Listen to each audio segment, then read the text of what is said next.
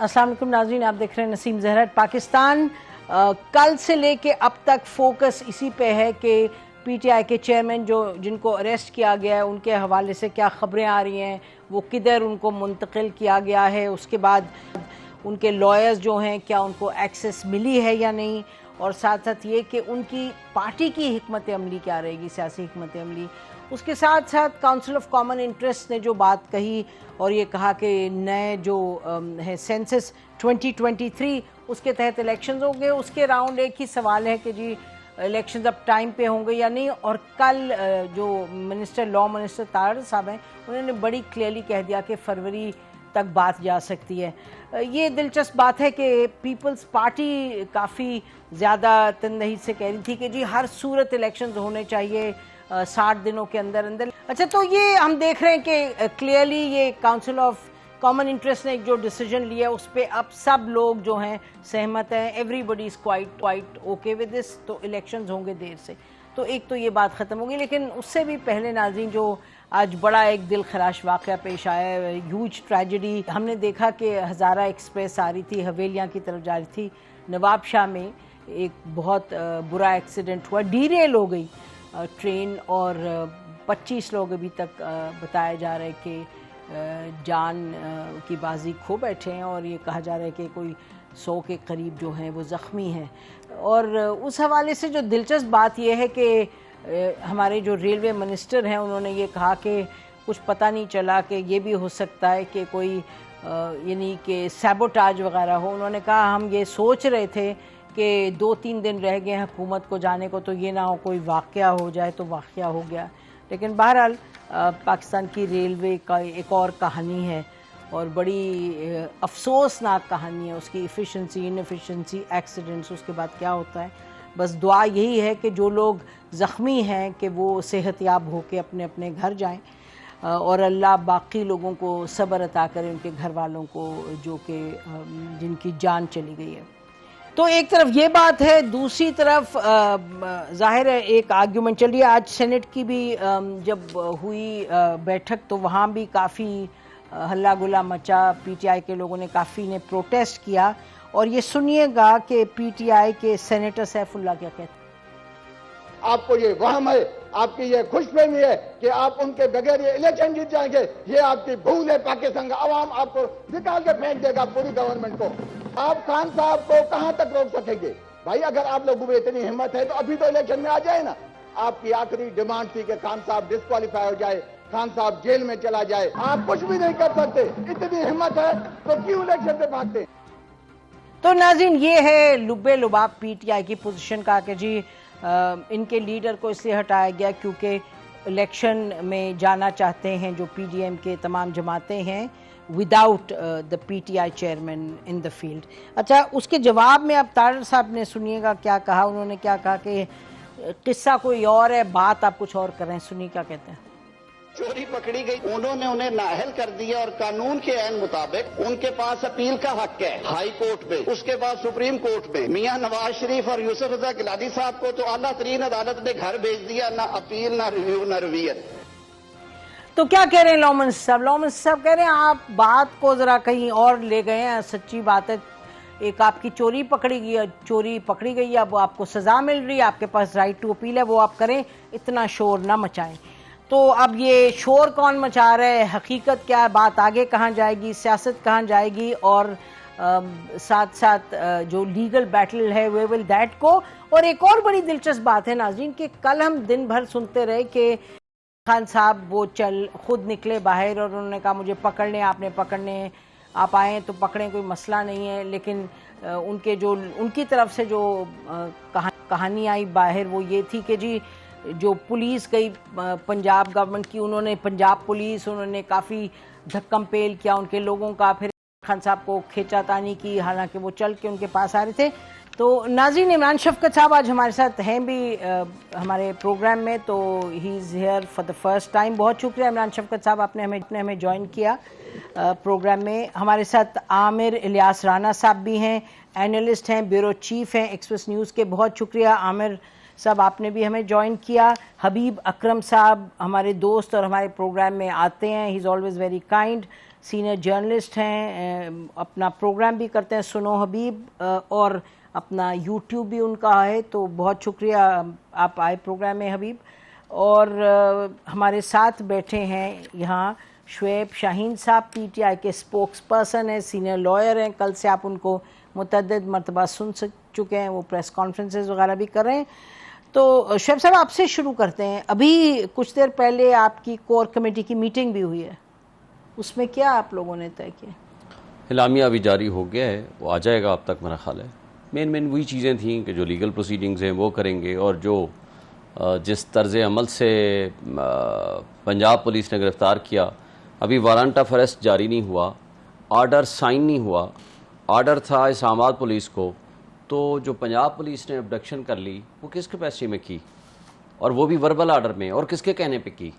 That is treated as abduction, और जिन्होंने ये किया है उनके खिलाफ एक्शन होगा। आपको याद होगा शीरी मज़ारी को इस्लामाबाद पुलिस, पंजाब पुलिस आई और यहाँ से ड्यू प्रोसेस के बगैर गिरफ्तार करके ले गई। इस्लामाबाद हाई कोर्ट ने इमीडिएटली इंटरवीन किया। वो पंजाब की प्रेमिसेस में पहुँच चुकी थी, उन्होंने कहा उनको वापस करें और रिलीज़ कराया।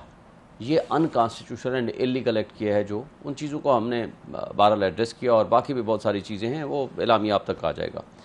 जहाँ तक इस बात का ताल्लुक है कि खान साहब के ख़िलाफ़, अभी मैं वो भी आप सुना रहे थे नज़ीर तारड़ साहब, भाई जो मुजरिम हैं वो हैं जिन्होंने गाड़ियाँ ली हैं, कानून कायदे के मुताबिक ले नहीं सकते थे। मरियम नवाज़ ने तो गाड़ी तोशाखाना में जमा ही नहीं कराई, ना उसके पैसे जमा कराए हैं। वो तो पब्लिक ऑफिस होल्डर ही नहीं है, वो तो ले भी नहीं सकती है। और नवाज शरीफ साहब ने एक ली, ले भी नहीं सकती हैं। पब्लिक ऑफिस होल्डर होना ज़रूरी है उसके लिए।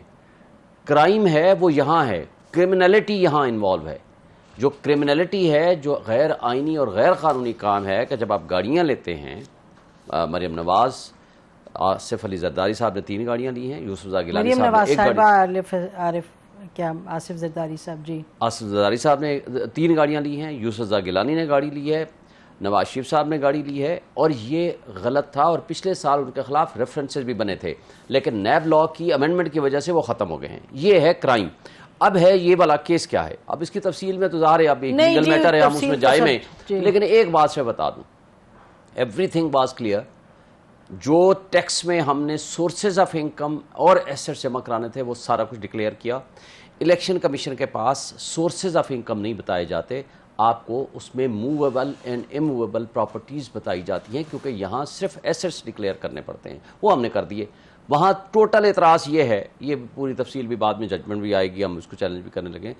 टोटल तफसील ये है कि जी आपने वो जो अमाउंट लिखी है उसके आगे तोशाखाना नहीं लिखा, उसकी आपने तोशाखाना चूँकि टैक्स में लिख दिया, यहाँ नहीं लिखा, तो that can be treated as irregularity, लिहाजा ये मिसडिक्लेरेशन होगी। ये है टोटल इल्जाम। आपका क्लेम ये कि अमाउंट वहां लिखा हुआ है, लेकिन सोर्स नहीं लिखा। जो उसमें टैक्स में डिक्लेयर किया वही इसमें अमाउंट लिखा, और इसमें रिक्वायरमेंट नहीं थी। और फिर दूसरी बात, क्या हमारा हक के दिफा, जो कि मुल्जिम का हक के दिफा होता है, हमारे कहा कि गवाह आपको आने नहीं देंगे, ना आप अपने डॉक्यूमेंट्स दे सकते हैं, ना आपके गवाह दे सकते हैं, और उसके ऊपर आमिर फारूक चीफ जस्टिस ने नोटिस कर दिए, नहीं आपका हक के दिफा तो ख़त्म नहीं किया जा सकता, वो इस अगले हफ्ते में फिक्स है।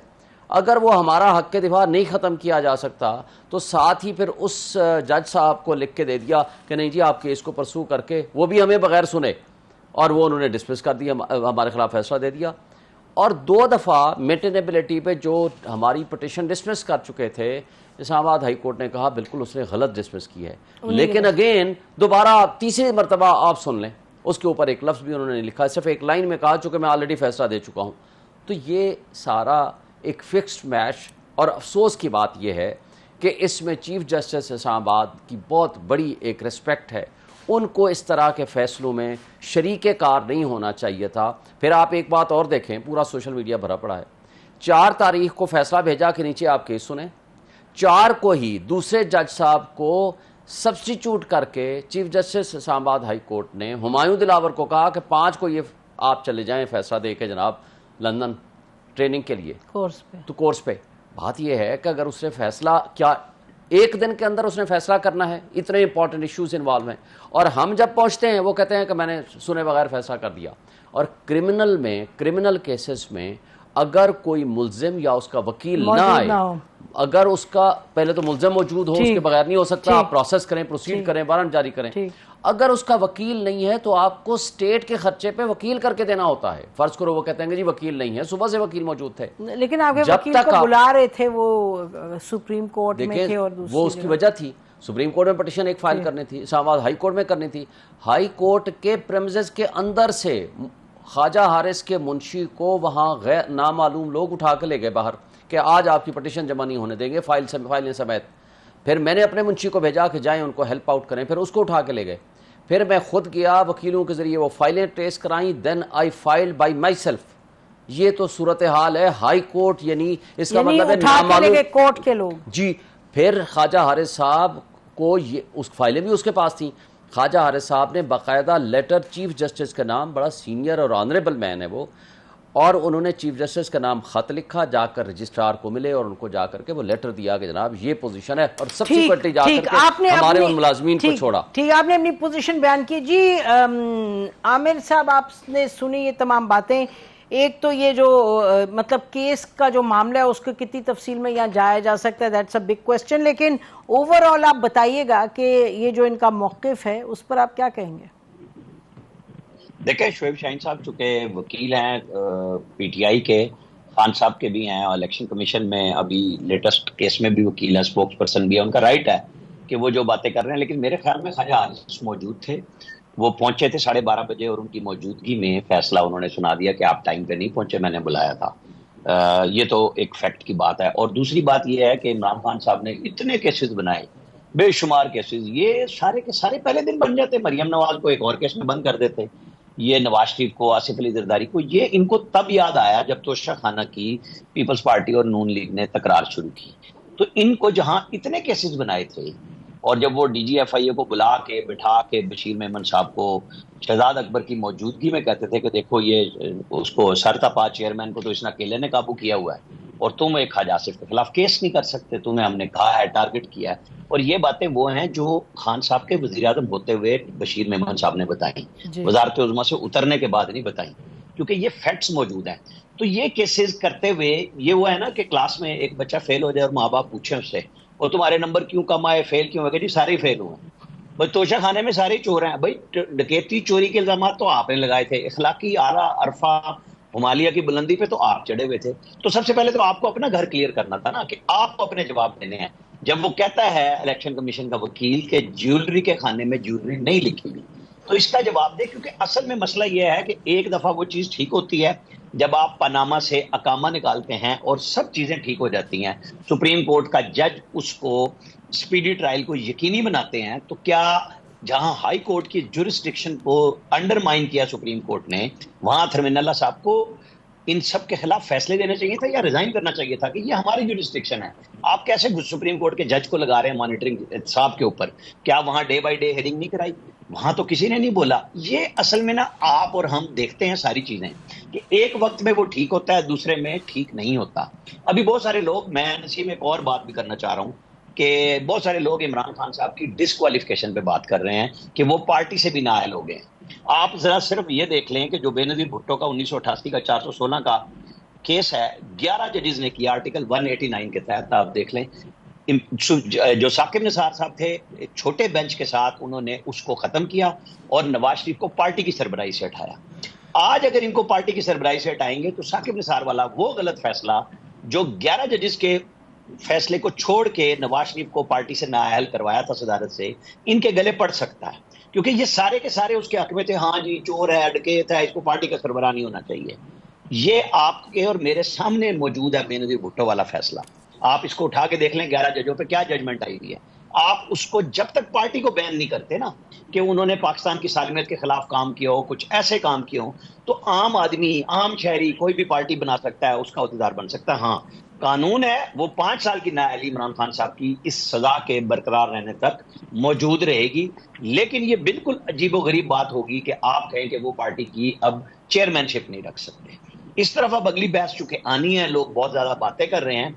ये चीज देखने वाली है कि उस वक्त जैसे आज इन सबको ख्याल आ रहा है कि कुछ लोग मखसूस अंदाज में उठा के ले गए ख्वाजा हारिस साहब के बंदे को और नहीं हुआ, तो ये क्या 5 साल पहले यही सब कुछ नहीं हो रहा था? ये मसला वहां पे आया है जब गड़बड़ हुई है, जो आपने बयानी में भी कही, ख्वाजा आसिफ का आपने सुनाया भी सही। इशू ये है कि जी नवाज शरीफ और बेनजीर भुट्टो, मैंने बेनजीर भुट्टो के साथ 88 जो उनका लॉन्ग मार्च था नसीरुल्लाह बाबर मरहूम को जख्मी जूतों में देखा, खून निकला हुआ था, जख्मी पांव थे उनके, और वो चल रहे थे। लीडर फ्रंट से लीड करते हैं, भागते नहीं। नवाज शरीफ निकले थे तो लाहौर से अपनी गाड़ी वो पैरों तले, गाड़ी के टायरों तले रोंद के जो जंजीरें थी निकल के वो निकल आए जजों के लिए। इमरान खान साहब घर के अंदर घुस गए, 2016 में भी घुस गए थे, अब भी घुस गए। वो खवातीन और बच्चों के पीछे छुपते रहे, नतीजतन उनकी पार्टी उनके हाथ से निकल गई कि बड़े बड़े स्टारवर्ड्स प्रेस कॉन्फ्रेंस करते हुए और गाड़ियों से भागते हुए नजर आए। ये वो फर्क है जो पीटीआई और बाकी जमातों में नजर आ रहा है हमें। जी, बड़ी तफसील में आपने एड्रेस किया जो पीटी मसला वो कह रहे हैं, उसका जवाब भी आपसे लेंगे।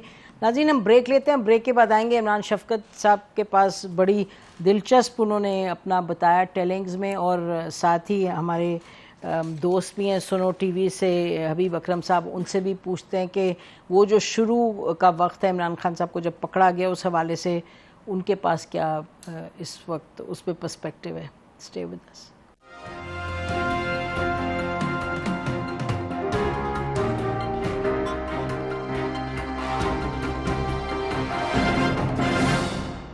जी, वेलकम बैक नाज़रीन। हम ब्रेक पे जाने से पहले बात कर रहे थे जो लीगल एस्पेक्ट्स हैं दोनों तरफ के, दोनों पोजीशंस के। इमरान शफकत साहब जरा कम इन ऑन दिस, थोड़ा सा हमें बताइए। आपका जो आज आप बात भी कर रहे थे, सुबह हम सुन रहे थे आपका कि आपने कहा कि जो हालात आपको किसी ने बयान किए इमरान खान साहब को जब पकड़ा गया, उस वक्त क्या हालात थे? जी, जब तकरीबन ये जब गए हैं तो 2 डीआईजी थे वहां पर। एक डीआईजी है डॉक्टर साहब और डीआईजी सीआईए बल्कि यकीनन, और फिर दूसरे थे DIG operation Hasan Naqvi, I think उनका नाम है। तो एक साथ में इनके डीएसपी थे, बाकी अबलागी था। तो जो डीएसपी है मोहम्मद अली भट्ट, उन्होंने, और जो डीआईजी ऑपरेशन सीआईए है, इन्होंने जो देखा वो चलाना। फिर इसके बाद ये वहाँ पर कुछ 4 उनके गार्ड थे, उनको उन्होंने डिवीजनाइज किया, उनको डिटेल किया। न्यूट्रल करने के बाद जो मेन दरवाजा हमारा एक्स्ट्रा था वहाँ पर पहुंचे, नॉक किया, दरवाजा नहीं खुला, जो रेजिडेंशियल एरिया का था दरवाजा। तो फिर उसके बाद मोहम्मद अली भट्ट ने पुलिस वाला जो तरीकाकार होता है, काम मारकर लात मारने वाला, वो करके दरवाजा एक ही साथ से, अगर आप कहें कि तोड़ा, तो वो तोड़ा उन्होंने। अंदर जो थे कुछ मुलाजिम थे, उनकी एहलियां थी, और उनसे पूछा कि इमरान खान साहब कहाँ पे हैं, तो उन्होंने कहा कि जी वो वॉशरूम में, वो नहा रहे हैं। तो ये 10 मिनट कहते हैं कि हम खड़े रहे हैं, तो लॉक किया है। और वो जो मैंने पहले भी बताया था कि मैंने खान साहब का वो घर नहीं देखा होगा, मुझे नक्शे का नहीं पता, लेकिन जो पुलिस ने हमें, जो हमारे गार्डियन ने बताया कि ड्राइंग रूम और उनकी जो कमरा है उसके दरमियान की गैलरी है और दरवाजा है शीशा बुलेट प्रूफ। तो वो उसको लॉक कर रहे थे, तो वो दरवाजा नहीं खोल रहे थे आगे से। तो फिर जो डीआईजी ऑपरेशन है, उन्होंने एक राइफल के बट के साथ हिट किया शीशे को, और फिर शीशा टूटा। फिर खान साहब जो है उन तक वो अंदर पहुंचे, और खान साहब ने इसके ऊपर थोड़ा सा इख्तिलाफ कहने का माइंड किया। उन्होंने कहा कि यार कि मैं कौन सा भाग गया था, आपने ये तोड़ फोड़ क्यों की है, दरवाजा क्यों तोड़ के आप अंदर आए? तो उन्होंने कहा डीआईजी के जी कि आप भागे तो नहीं, लेकिन आप छुप जरूर रहे हैं और पिछले बड़े अरसे से छुप रहे हैं। तो जो डीआई हैं मलिक लियाकत, उन्होंने वो थोड़ा सा सिचुएशन को शायद डिफ्यूज कर रहे थे, या तंज कर रहे थे, या कुछ पूछ रहे थे। तो उन्होंने उनको थोड़े से मज़ाहिया से अंदाज में कहा कि खान साहब आपने तोहफे जो है वो बाहर बेच दिए, रजिस्टर ही करवा लेते। तो खान साहब ने उनको जरा पोजीशन अपनी क्लियर करने की कोशिश की कि नहीं, इस तरह मामला नहीं था। तो उन्होंने कहा कि जी कि अब तो ये वक्त गुजर चुका है और मैं तो अथॉरिटी नहीं हूँ, कि अब तो अदालत ने फैसला सुना दिया, तो हम आपको लेने आए हैं, आप हमारे साथ चले। तो खान साहब जो थे वो बातें कर रहे थे ज्यादा, तो रिस्क तो खैर नहीं कर रहे थे। तो जो डीआईजी ऑपरेशन है, उन्होंने अपने अमले को कहा कि जी कि इनकी मुंह पे कपड़ा डाला। तो उन्होंने कपड़ा डाला और फिर खान साहब को गाड़ी तक लेके आए, और कोई बैन हैंडलिंग इस तरह से नहीं की उन्होंने। और खान साहब ने भी कोई बहुत ज्यादा एडजस्ट नहीं किया और ना खान साहब कोई बहुत ज्यादा घबराए हुए थे। तो गाड़ी में वो जो तस्वीर है वो उसके बाद की तस्वीर है जब उनको गाड़ी में बिठा लिया गया था। ये उससे पहले ये वाकया ये तमाम वाकयात हुए मुझे पता चला जी। और जो कपड़ा डालने की बात है मुंह पे, इसका मतलब वो दुरुस्त है। ये आप बताइएगा हबीब अकरम साहब, जरा please come in on this और बताएं कि आप किस तरीके से देख रहे हैं ये तमाम सिचुएशन, जब से उनको इमरान खान साहब को किया, अरेस्ट किया है, उससे लेके अब तक जब वो जेल में है, और जो पार्टी की तरफ से रिएक्शन है या एब्सेंस ऑफ रिएक्शन है। नसीम, पाकिस्तान में इस वक्त बेसिकली हम बॉल टू बॉल कमेंट्री करने की कोशिश तो जरूर करते हैं, लेकिन वाकया एक ही है। ये एक ही मैच है जो खेला जा रहा है और इस मैच का आगाज हुआ था अक्टूबर 2021 से और 6 यानी 2022 अप्रैल 2022 में इसका इख्तिताम हुआ। अप्रैल 2022 में इमरान खान की हुकूमत गिराने के बाद जो सूरत हाल है बेसिकली उसमें जौहरी तौर पर कोई तब्दीली नहीं आई। असल बात यह है इलेक्शन से ये पार्टियां भाग रही हैं। चलिए, इमरान खान ने एक पॉलिटिकल फैसला किया था, वो अदालत ने कहा ये ठीक नहीं है, आप असम्बलियों को बहाल कर दिया, चलिए जी इलेक्शन नहीं। तो हालांकि उससे पहले ये पार्टियां खुद कह रही थी हमें इलेक्शन चाहिए। 2 असम्बलियां टूटी, उसके बाद कहा जनाब आइन के मुताबिक 90 दिन में इलेक्शन नहीं। अब इलेक्शन का टाइम आया तो कहते हैं कि जनाब अब नहीं जी, अब तो हम मर्दमशुमारी कराएंगे। अभी आप कमर ज़मान कायरा साहब की गुफ्तगू सुनवा रही थी, फरमा रहे थे कि कौन सी क़यामत आ जाएगी, दस्तूर टूटना, कौन सी क़यामत आ जाएगी, दस्तूर को नजरअंदाज करना, कौन सी क़यामत आ जाएगी, पाकिस्तान के अंदर खौफ की बुनियाद पर हुकूमत करना, कौन सी क़यामत आ जाएगी, पाकिस्तान के अंदर हमारे ऐसी कानून साजी करना जिस तरह कभी तारीख में हुई नहीं है, पर्चियों पे कानून साजी है। मेंबर खुद कह रहे हैं कि हमें नहीं पता ये कानून कहां से आ गया, ये कौन सी क़यामत आ गई है। तो लिहाजा पाकिस्तान में कौन सी क़यामत आ गई है, इस पे तो जस्ट श्रग ऑफ, क्या हो गया फिर। अब क्या देखिए, बात यह है कि जब यहां पे एक ही स्टोरी है और वो स्टोरी है इलेक्शन, और सारी की सारी कुव्वतें इस वक्त पाकिस्तान की वो उस इलेक्शन को रोकने में लगी हुई हैं।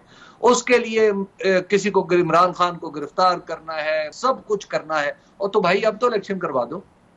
अब फिर आप भाग रहे हैं। स्टोरी ये एक है, बाकी इसकी रेमिफिकेशंस है। दरअसल इलेक्शन को रोकने के लिए पूरा ये जो गिरोह सियासतकारा है, जो खुद को जमहूरी कहता था कुछ अरसे पहले तक, अब भी कहता है, ये मुत्तहिद है कि दस्तूर का मजाक उड़ाना है, चाहे अपना हमें इक़्तिदार बचाना है, चाहे इसके लिए हमें लोगों के हकूक को ज़िबा करना है। ये बुनियादी स्टोरी है, ये बुनियादी डिस्कशन है। इमरान खान गिरफ्तार हो गए, अच्छा वो जेल में कैसे हैं, किसने मुंह पे कपड़ा डाला, किसने नहीं डाला, ये बातें इर्रेलेवेंट है। बुनियादी स्टोरी पर है ये, मेरा ख्याल है। जी, मेरा ख्याल है कि ये जो छोटी मोटी किस्से हैं, क्या होता है, क्या इवेंट्स होते हैं, मेरा ख्याल है उनकी एक अपनी दिलचस्पी है, बट एक ब्रॉड चीज़ है जो जिसका की आप निशानदेही कर रहे हैं वो अपनी जगह दुरुस्त है। और फिर दस्तूर का कौन मजाक उड़ाता है और कौन नहीं उड़ाता, किस किस वक्त पे उड़ाता है, अदलिया क्या करती है क्या नहीं करती, मतलब पंजाब असेंबली के साथ क्या क्या नहीं हुआ। आमिर साहब आप बताइएगा, आप इसको कैसे देखते हैं मामले को। एक सेकंड की इजाजत है अगर आप कहिए तो। जी जरूर जरूर जरूर, वेरी क्विकली। अगर आप मुझे बता सकें।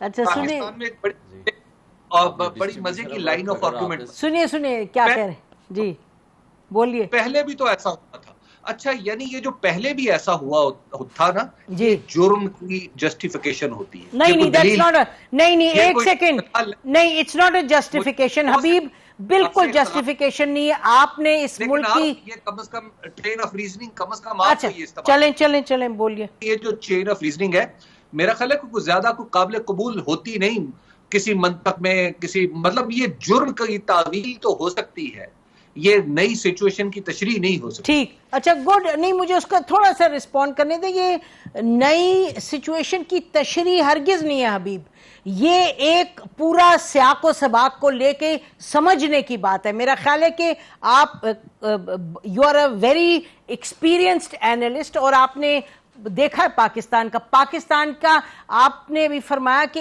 अप्रैल से किस्सा शुरू होता है या अक्टूबर 21 से शुरू होता है। मैं तो कहूंगी कि ये 70s और 80s से शुरू होता है और इसमें और ये बात कहनी पड़ेगी, सबने इससे फायदा उठाया। आई एम वेरी सॉरी, तारीख कल और परसों से नहीं शुरू होती, तारीख शुरू होती है जब सब लोग इससे फायदा उठाते हैं।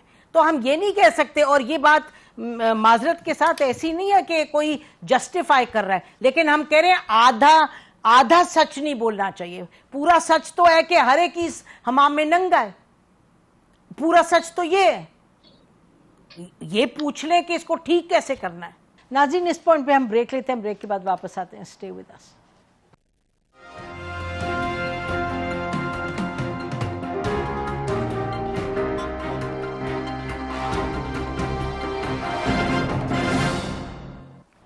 वेलकम बैक नाज़रीन, जी फरमाइएगा। देखिए, पहली बात तो मैं आपको बताऊं, जो इमरान शफकत साहब बता रहे थे, इमरान साहब कह रहे थे मुझे ये बताएं कि पंजाब पुलिस के पास कौन सा वारंट ऑफ अरेस्ट था। यानी कोई बुनियादी हुकूक भी हमारे पाकिस्तान में हैं। यानी साबिक प्राइम मिनिस्टर ऑफ पाकिस्तान उसके बेडरूम में घुस जाते हैं, कोई बंदा वाशरूम में अपना इस्तेमाल, कोई वाशरूम की ज़रूरियात नहीं पूरी कर सकता, वो नहा नहीं सकता, वो कपड़े चेंज नहीं कर सकता, वो बेडरूम को में घुस जाते हैं, ख़वातीन को साथ बदतमीज़ी करते हैं, फिर वाशरूम का दरवाज़ा तोड़ देते हैं। यानी एक बंदा निहत्ता घर में है, वो बाहर, आप उसको बाहर बैठ जाओ, आप उनको वारंट ऑफ अरेस्ट दिखाओ, लेट अस वेट, उनको बाहर ना जाने दो, उनको 10 मिनट 15 मिनट आधा घंटा, जो इनकी स्टोरी है मुझे नहीं पता तफसीलात क्या हैं, लेकिन जो कुछ इन्होंने कहा है तो मुझे बताएं कि क्या ये कश्मीर है, क्या ये फ़लस्तीन है, क्या हमारे पाकिस्तान के किसी के फंडामेंटल राइट्स नहीं हैं, और वो भी वारंट ऑफ अरेस्ट के बगैर किसी की चार दीवारी की पामाली करते हुए लोगों के घरों में घुस जाएं। यानी एक साबिक प्राइम मिनिस्टर, एक सबसे बड़ी पॉलिटिकल पार्टी का सरबराह इससे महफूज नहीं है। तो मुझे बताएं आम वर्कर के साथ क्या होता होगा, आम आदमी के साथ क्या होता होगा। ये बहुत बड़ी बदकिस्मती है और हम सबको इसको कंडेम करना चाहिए, जी इमरान, किसी के साथ भी हो। और दूसरी बात आप बता दें, जी मैं आपके पास आऊंगी, बिल्कुल आ रही हूँ जी। जो कुछ बातें जो मेरे दोस्तों ने की हैं, आमिर लियास राना साहब ने भी की हैं, देखें आज जो कुछ हो रहा है, हमें ये कह के कि जनाब माजी में गलत होता रहा है लिहाजा आज भी गलत है, आपने बड़ी अच्छी बात की।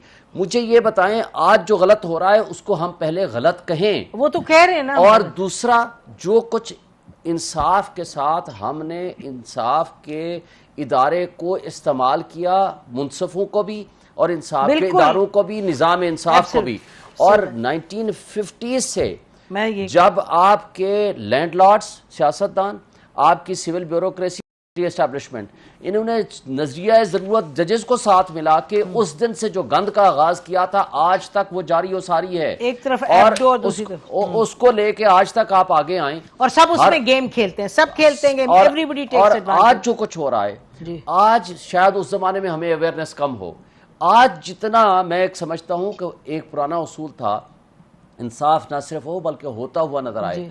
आज जो बेईमानी के साथ नाइंसाफी होती हुई नजर आ रही है, वो सबके सामने खड़े हो गए और उसके बावजूद इनको शर्म नहीं है।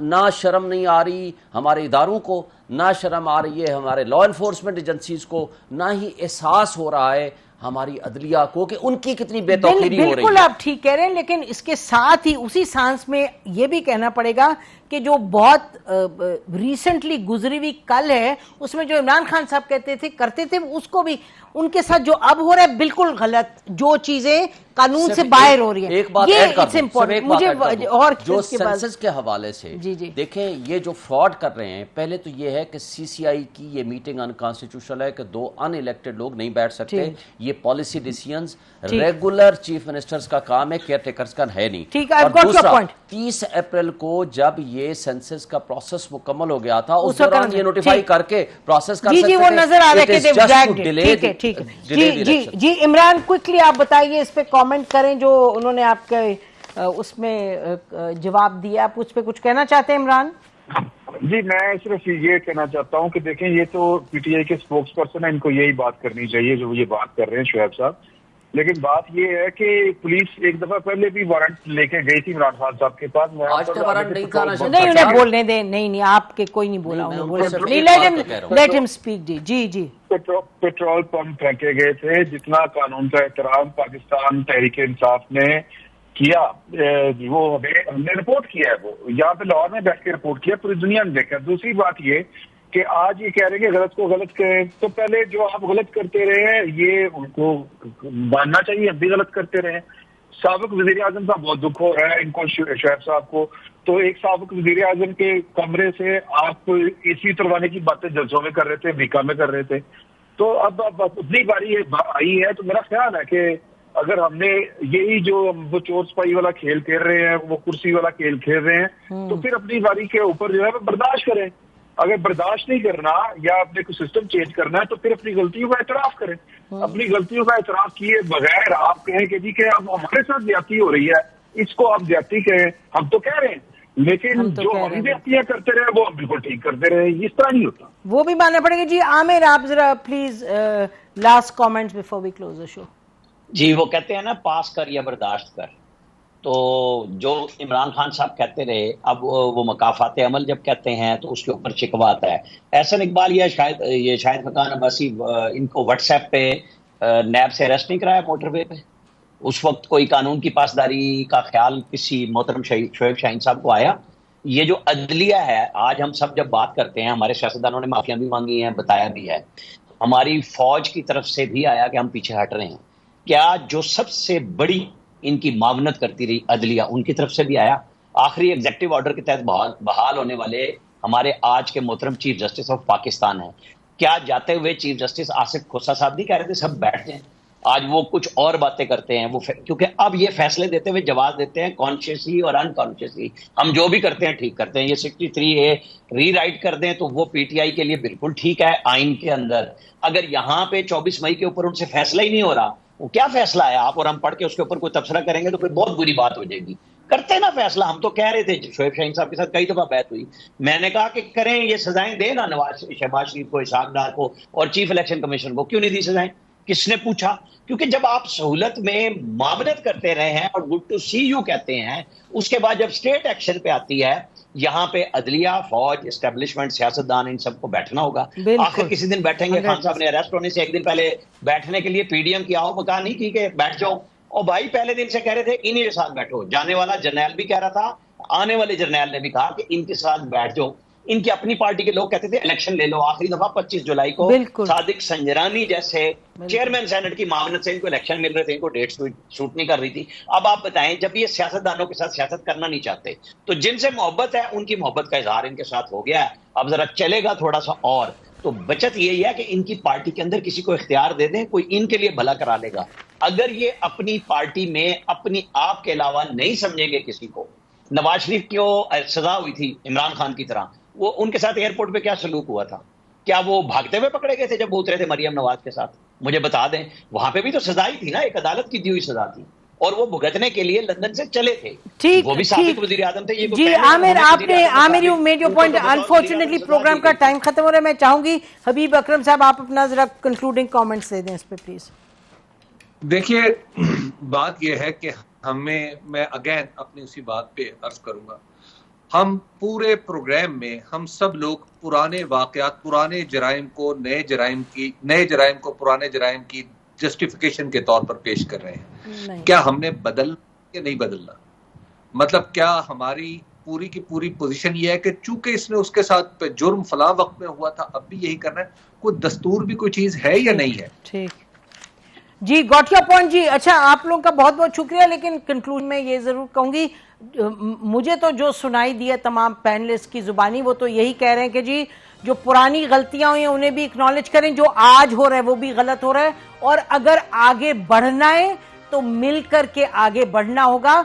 और तमाम जो सियासतदान हैं वो बैठे साथ और पहले वो तय करें और फिर जो बाकी इदारे वगैरह हैं। तो इसमें, और नाज़रीन ये तो आपको हम कहें कि ये तो हमारी बड़ी क्लियर पोजीशन है, एडिटोरियल पोजीशन है कि आधा सच और आधी हकीकत लेके आप इस मुल्क को ठीक नहीं कर सकते। और ये बात दुरुस्त है, जो आज ज्यादतियां हो रही हैं उनको गलत हम कहेंगे और हम कहते हैं। This is not justification, this is being realistic. और अगर आपने ठीक करना है तो ऐसे ही ठीक होगा। ये नहीं हो सकता कि हमारे साथ हो तो जुल्म है, अगले के साथ हो तो हक है। तो खैर, इसी पर प्रोग्राम खत्म करते हैं। खुदा हाफिज। पाकिस्तान जिंदाबाद।